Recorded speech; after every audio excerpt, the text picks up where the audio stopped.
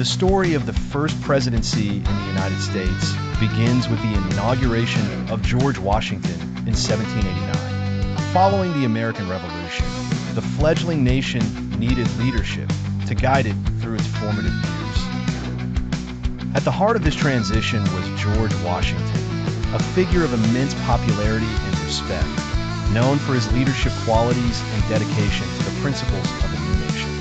Washington's journey to become the first president began with his unanimous election by the Electoral College. In February 1789, electors convened in their respective states and cast their votes, with Washington receiving each one. This unanimous election underscored the united confidence that the population had in his leadership. Washington's commitment to serve the country he helped to birth was demonstrated when he received news of his election at Mount Vernon, his Virginia plantation. Despite his desire to return to private life, he understood the gravity of uniting a country still recovering from revolution.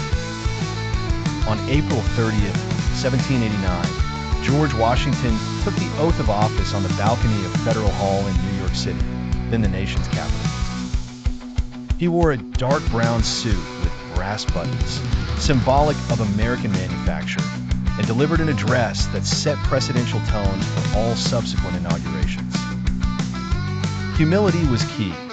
Washington spoke about the challenges and arduous duties that lay ahead, expressing his prayers for divine guidance. Washington's presidency set foundational precedents, including the traditions of a two-term limit and the creation of a cabinet to advise the president.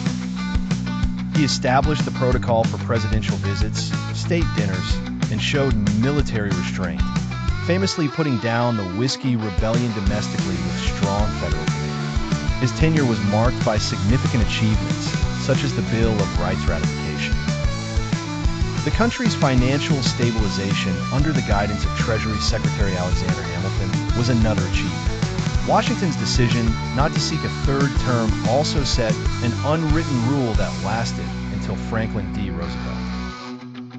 His farewell address, published upon leaving office, provided wisdom for the nation's future, cautioning against political factions and alliances with foreign powers.